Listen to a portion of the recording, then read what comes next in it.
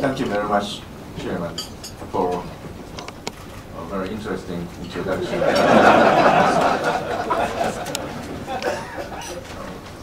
Ladies and gentlemen, good afternoon. It is a great pleasure to be invited to the Foreign Correspondents Club of Japan, an esteemed organization with a long and illustrious history, and to receive the opportunity to address this distinguished group. I believe this is my 9th time I have spoken here, with my first visit coming in October on 1996. I have now served as a Diet member for 25 years. Today, I would like to reflect back on the most recent 15 years of my political career. If I remember correctly, my first talk here came after leaving the new party Sakigake, soon after the formation of the original Democratic Party of Japan. That was just prior to the first lower house election under the single-seat electoral system. Along with current Prime Minister Naoto Kan, my own younger brother Kunio and others, we launched the DPJ as a gathering of liberals. The guiding political ideology that we brought to this new party may be described as follows. The political, economical, and social structures of post-war Japan were declining into conditions that I would label as extreme institutional fatigue. Simply stated, they no longer conformed to the demands of the Japanese people. The trend has come to be distinguished by excessive pursuit of economic affluence and efficiency, with the ideals of true prosperity and coexistence vanishing from people's hearts and minds. Japan was on the verge of becoming a full-fledged aging society, and many Japanese sensed uncertainty about the future. The time was right, we believed, to rebuild the values of freedom, fairness, equality, and coexistence on a foundation of self-reliant citizens, steeped in self-awareness of social responsibility and the spirit of fraternity. This included the need to acknowledge past responsibilities and rise to advance politics instilled with accountability for the future. Under this basic philosophy, the DPJ positions itself as the agent of change to a citizen-focused society, qualitative reforms and quantitative reductions in government, the forging a vigorous industrial society rooted in vision for a new era, shared recognition of history and contributions to peace and coexistence, and other progress. Our Democratic Party subsequently merged with the Liberal Party, thereby emerging as the DPJ of today. The basic thinking that I have described remains fully alive and well at present.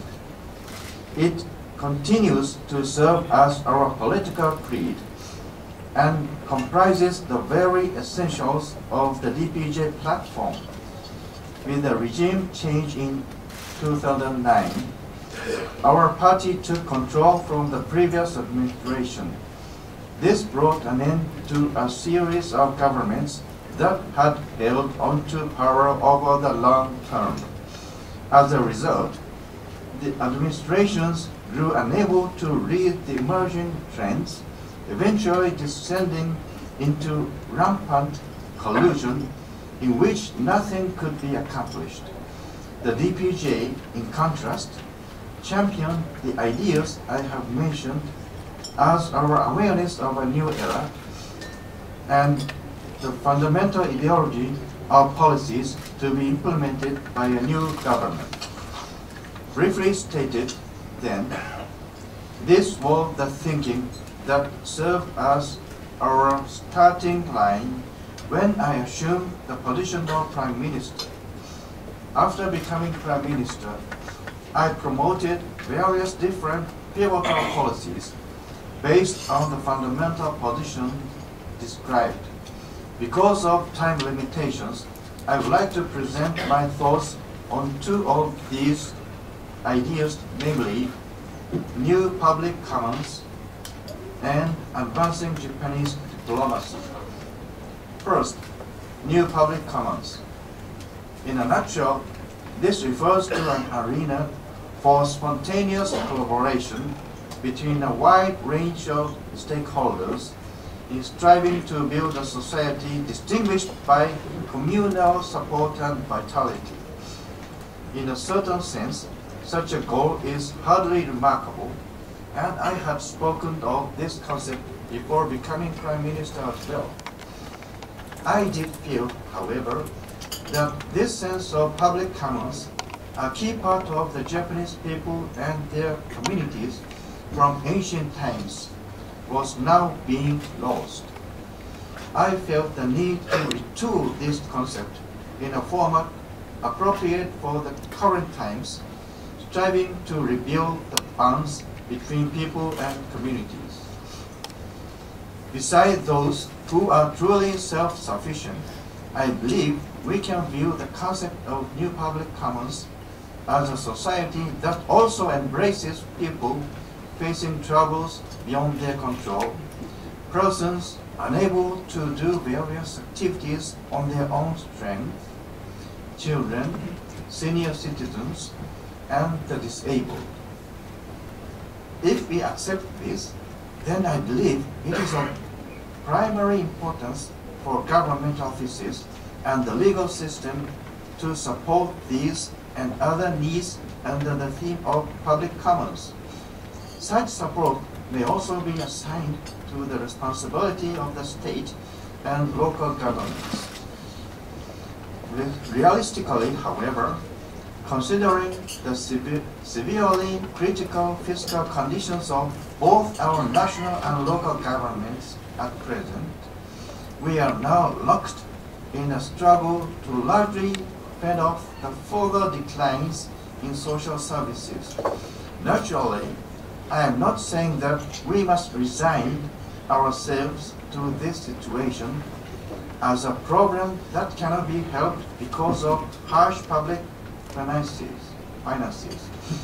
On the contrary, every possible effort must be mounted to ensure the quality of public services supplied to the Japanese people, while probing means to effectively review and reduce administrative costs. Back in the era of Japan's sustained economic growth, it may very well be that materialistic public policies were unfurled hand in hand with surging business confidences and approved as the normal state of affairs. However, overindulgent outlays for infrastructure and other lopsided policies led to increases in environmental destruction and unnecessary business operations. This in turn ushered in fiscal crisis, with many local governments still struggling, unable to chart the course to resolution. What we must instill in our public commons and public commons policies from here on, therefore, are spiritual, not materialistic elements rooted in the vision of the precious value of life. We must also realize that in moving toward that goal, it is not just public servants who need to shoulder the load. This then is the brand of thinking that provides the bedrock of what I choose to refer to as the new public commons.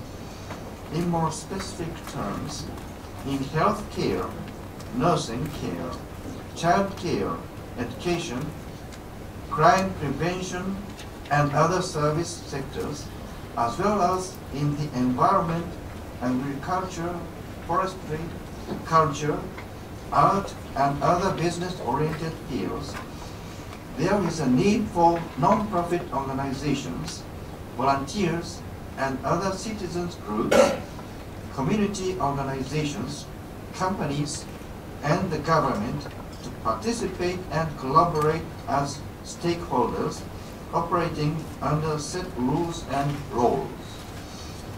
The government mission in supporting the smooth functioning of such a system, we chose to introduce landmark tax system reform. Under that policy, there will be a major increase in the ranks of certified NPOs. Meanwhile, when making donations not only to NPOs, but also to public interest foundations and corporations, educational corporations, and social welfare corporations as well, 50% of the donations will be tax exempt, the combined total for income and local taxes. This will help fuel more flexible collaboration between the private and public sectors, paving the way to a society more deeply steeped in human respect and love. Next, I wish to touch upon Japanese diplomacy. Naturally, U.S.-Japan ties continue to be the cornerstone of our foreign relations. Yet, there is also a pressing need for Japan to advance sharing of the correct view of the past with the countries of Asia, states with which we enjoy deep historical bonds, while likewise forging ties of lasting trust and friendship. In other words, we must advance wholehearted efforts to forge a framework of economic stability and security in the Asian region. The century commencing from the Meiji period of Japanese history was defined by the slogan of overtaking and surpassing the West. At the same time, however, it was also a century of so-called quitting Asia. Clearly, Japan's growth and prosperity in that era would never have been possible without imposing great sacrifices and burdens of Asia, Okinawa, and other parts of the world. It is critical, therefore, that we Japanese also take a keen and realistic look at the negative aspects of our historical legacy as well. From a related perspective, as seen in the global financial crisis that spread from the United States and other examples, the world is now undeniably shifting from U.S. unipolarism to an era of multipolarization. It must also be pointed out, however, that the image of the multipolarization remains vague, with no clarity regarding what political and economic models will apply to this emerging new world. This ambiguity, in fact, can be viewed as the essence of the current crisis. There is no doubt that the United States will continue to reign as the global leader in both economic and military strength from here on as well. It is also true, however, that China, a nation with a massive population, is also developing as a military power, while the Chinese economy is destined to attain superpower status somewhere down the road. According to recent reports, China has in fact surpassed Japan as predicted to become the world's second largest GDP. In various definitions of the world, therefore, Japan is located between these two world powers. Then again, this type of positional relationship is not limited to Japan, but also applies to the other nations of East Asia as well.